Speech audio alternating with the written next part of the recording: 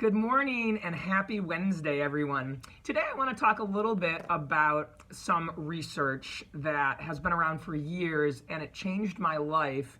And that research is contained in the book called Mindset by Dweck. If you haven't heard of it or you're not familiar with it, I would highly recommend that you Google it or even buy the book. This book changed my life back in 2016. At that time, I was going through a breakup. It was very traumatic for me. And I, in this particular breakup, was very determined to figure out what I had done wrong or how I had failed or what I had done or said that had contributed to the loss of this relationship. The relationship ended very abruptly. I was kind of left to pick up the pieces. And I discovered this book, Mindset, at that time, and I realized that I had been living my entire life with what Dweck calls a fixed mindset. And while I had had some career success and professional success and friendship and relationship success at that time, I realized that I could have had so much more by having what Carol calls a growth mindset. And so today I want to talk about the differences between the two and help you spot what kind of mindset you have. As many of you guys know, and I've shared this in 2 videos already, but I've been reading this book called Thanks for the Feedback. I just finished it. And at the end of this book, Carol Dweck's research and work comes up in the book. And by the way, Carol's research is so powerful that I see this all the time in leadership books.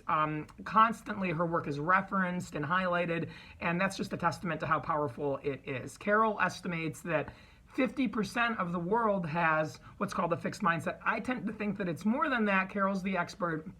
But even at 50%, there's a lot of us that are limiting our potential and our power because of the mindset we have. So the basic difference between a fixed and growth mindset is this. A fixed person with more of a fixed mindset will tend to believe that traits or attributes we have are fixed. You'll be able to spot them because they'll often say things such as, oh, well, he was born to do that, or so-and-so has just always been that way. That's just who she is. Oh, so-and-so is a natural fill in the blank, basketball player, leader. And so they'll sort of talk as if we just get things given to us at birth, genetically. And some of that is true. There are some of us that are predispositioned to do certain things better than others. Our brains are wired that way. But a growth mindset person will focus less on that, and they'll focus more on the effort and the ability that we have to change our ability to do things through practice, hard work, and time invested. So Carol Dweck's research centers on children, and what Carol observed is that, for children that are given puzzles that are fairly easy for them and they can do them, and then they're told, hey, you did a great job here, or you're really good at this puzzle, and then they get harder puzzles that are a little bit beyond the scope of what they're able to handle. The children will react very differently to not quite being able to figure something out based on whether or not they have a fixed or growth mindset. Fixed mindset children will get discouraged. They'll, feel stupid. They'll kind of feel like, oh my God, I can't, what's wrong with me? Why can't I do this? I was so good at puzzles. I thought I was good at puzzles. And so I don't, to heck with this. I don't want to do this anymore because it's affecting my identity as someone that's good at puzzles. And so it contradicts information that I have about myself and who I really am. So I don't like this. Whereas growth mindset children get excited by the harder puzzles. They're invigorated. Ooh, a challenge, you goody. This is going to stretch me. It's going to grow me. It's going to make me stronger. This is going to help me become even better at puzzles because they believe that they can get better at things. I see this all the time with adults.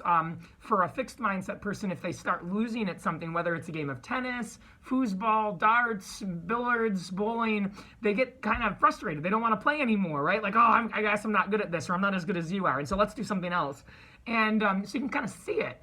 But growth mindset people, because they know they can always get better and improve, and they know that being around people that are stronger than them helps them improve, and they know that practice and effort works, they get kind of excited about that. Like, let's play again. Come on, I want to get better. I want to learn from you. I've seen numerous examples of this in my own life. When I was a kid, I signed up for gymnastics, and I just could not master the uneven bars. I was afraid to let go of that top bar and swing down to the other one. I went to a few gymnastics classes and came home crying and said, I don't want to do this anymore. I'm not good at this. Gymnastics isn't for me. And My parents, because sadly they have fixed mindsets too, or did at that time, they pulled me out of gymnastics. Okay, I guess Amy's not a gymnastics person. I tried out for basketball the first year of high school, and I didn't make the team. And after that happened, I never tried out a second time. I didn't get excited about that. In fact, that hoop that we had in my driveway, kind of after that moment, went unused. I didn't want to shoot anymore or practice dribbling because I'm like, well, I didn't make the team, and so I must not be good at this. I should focus my energies on where I am good. My studies, academics, extracurriculars that have to do with leadership. In college, I was so excited to become a doctor. That's what I wanted to do. I'd gotten a 5 on the AP Bio exam. I started off at Notre Dame as a biology and chemistry major, and I did poorly. It was harder than high school. I started getting B minuses, C pluses, which I had never had before. What did I do? I switched my major. I moved over to political science and philosophy, and while that turned out great, part of me has gone back and wondered, what if I had stayed? What if I had taken those challenges and those grades as an opportunity to humble myself and get even more invested in my studies, go to office hours, find a peer or a friend that could have helped me? What if I gave up on my dream just because it got hard? Since I've read the book, The Growth Mindset by Dweck, I've been able to understand that when we're challenged, when we're failing, when we're making mistakes, that's a really awesome thing. It almost always means that we're growing, we're stretching, we're putting ourselves outside of our comfort zone. And when we do that and we're okay with that, and not only are we okay with it, but we embrace it, we always get better. We don't stay stuck. This is how I became a runner. This is how I became a skier. These were things that I used to be afraid to do. And I used to say, oh, I'm not a runner. I'm not a skier. I can't do that. And what I've learned by practicing those things and trying those things is that we can change. We're malleable. We can grow. We can evolve. We're not fixed. Now, some traits are more fixed than others. As Thanks for the Feedback points out, fish have a better ability to breathe underwater naturally than humans do. And no matter how hard I work at breathing underwater, I'm only going to be able to improve that to a certain point because I'm physically limited. I probably am not going to ever be able to dunk basketball, no matter how hard I worked at it.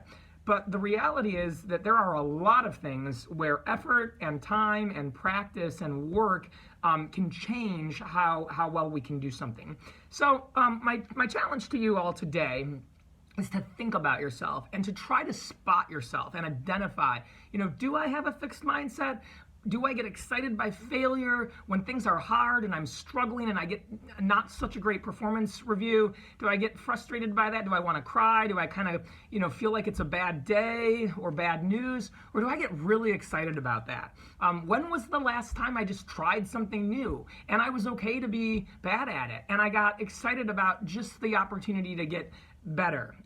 These are questions we can ask ourselves to spot whether we have a growth or a fixed mindset. And I assure you that those of us with growth mindsets that are always hungry for that next challenge, we don't feel like it's an attack on our identity or character if we get bad feedback or we're struggling or failing or making mistakes, we're more successful. We get more done and we enjoy the journey so much more. And that's really important because anytime we're learning something new, it's going to get hard at some point.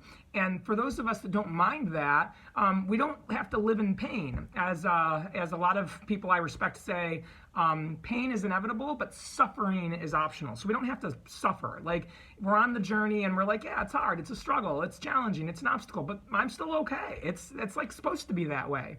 And so I strongly encourage you to develop that growth mindset. It can change everything in your life.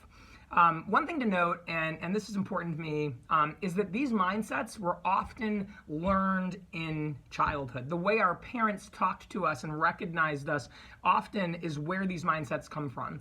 And so if you have kids and you're thinking about, well, how do I help my kids develop a growth mindset? One way in which you can do this is to reward and acknowledge their effort as opposed to their results. So instead of saying, hey, wow, you're a really great painter or drawer, you can say, hey, wow, you put a lot of work into this painting, didn't you? Like, you really put effort towards that. I see that you really worked really hard on that. When we acknowledge the effort, we start to teach people that just trying is what matters. And when we try really hard at things, we often get great results. So instead of acknowledging fixed traits like, oh wow, you're so smart or so compassionate or so brilliant or such a great athlete, if we acknowledge the effort and the practice and the work someone's doing, we'll see them work and practice harder and not be as thrown off their game if they have a bad day, if they get beat, if they start to fail or struggle. So that's the growth mindset and the fixed mindset. Again, Mindset by Dweck. It's amazing research and work. And I challenge all of you to spot yourselves in these two mindsets and really think about areas in which you have a growth mindset and maybe areas in your life where you don't. And the more that we become aware and we see ourselves, the more we're actually able to change where we stand. Thanks for listening. It's a great day out there, and everybody go make a wonderful, wonderful rest of your week.